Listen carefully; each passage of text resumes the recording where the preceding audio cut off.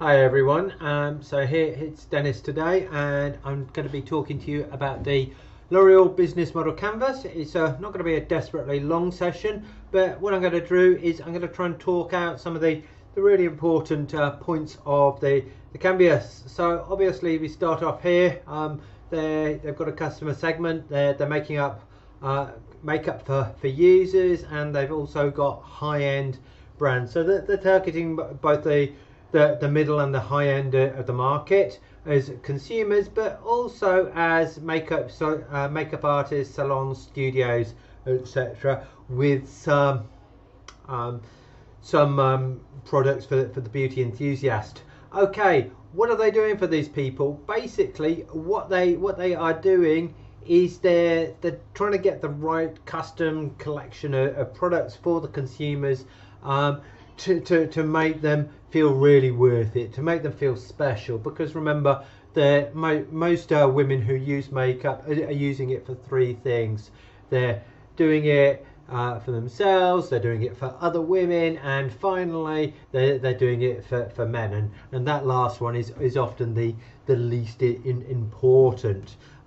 So there's a lot of underlying psychology that L'Oreal has to play around with to get the value proposition correct, because you're worth it captures something about the women who wear the makeup, rather than making them objects of male desire and male fantasy, as is often seen to be the case.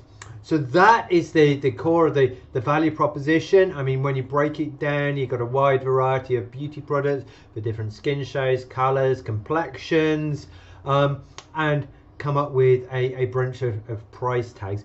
But at the end of it, the core value proposition is changing women's self-perception about themselves, giving them more confidence, giving them more va-va-voom, to help them deal with everything that life throws at them. So it's, in many ways, it's not a beauty product, but it's an emotional support product. Not that you're ever going to see that on their advertising marketing. How do they do that?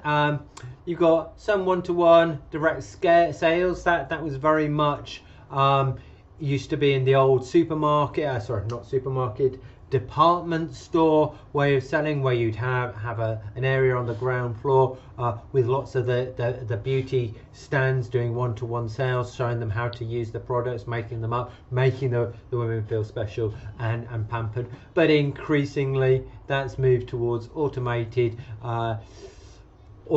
systems on the web, and very much is targeted not so much as the body company and Anita Roddick, but at ordinary women rather than supermodels.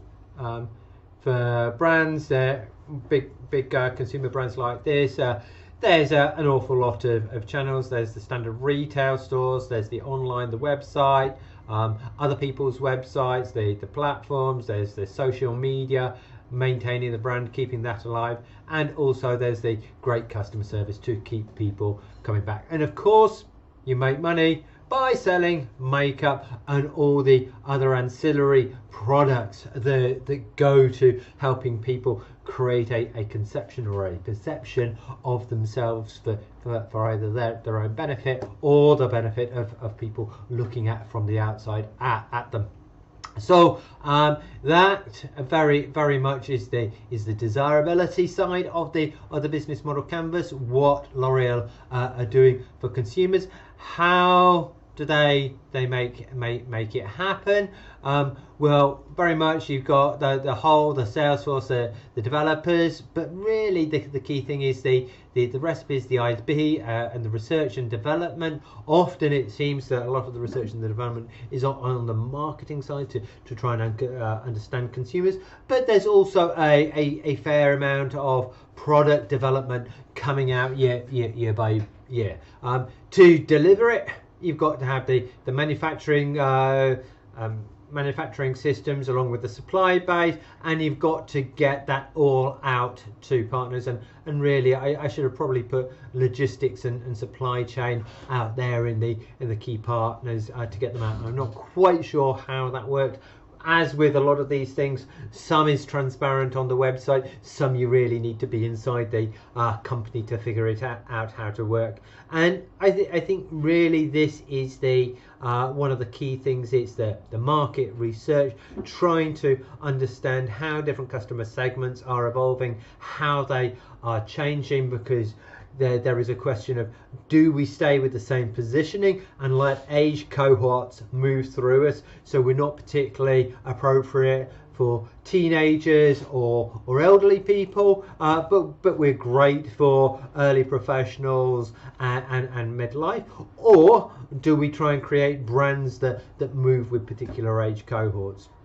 So very much the marketing, the manufacturing, the logistics, and then of course the training and development, really helping the frontline salespeople really sell into the market. And possibly I should have put in here sort of the marketing, how to get it to work, because I mean, fast moving consumer goods is a very specific product sector. They're often selling commodities, and so much of the marketing is there to be able to help them shift a low margin commodity product at a high margin. And then finally you've got the cost structure of everything coming through. So this is the way that the business model canvas is put together. So I think this gives you an overall approach to the L'Oreal and other people in the industry. How do you attack it?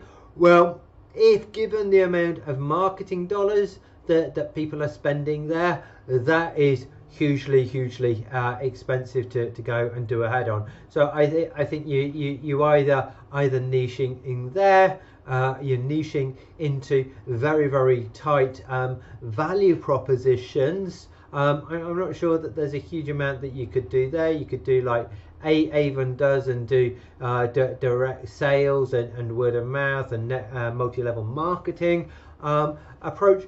A lot of people try and outsource the manufacturing, the logistics, and the what's it to there, leaving as few key activities as possible, strip the cost out of there and put it onto partners. And from what I understand, that the recipes, the IP, a lot of the time it is developing the marketing concept, the idea, and then matching up the recipes and the smell and the texture, the sensation to fit the marketing to reinforce that. So those are a few ideas to have a look at that. That's the L'Oreal business model canvas. My name is Denis Oakley. I design business models for startups, for SMEs, and for larger corporates, trying to find ways to help you beat the competition, to look at the world differently, and to get some advantage in a crowded marketplace.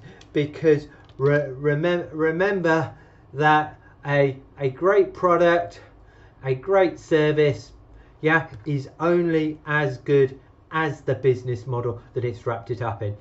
People can beat you on those, people can beat you on the cost, but if you have got a business model, that is what you use to kill your competition. So connect with me, Denis Oakley, and do press subscribe. Have an amazing day. And let's press stop.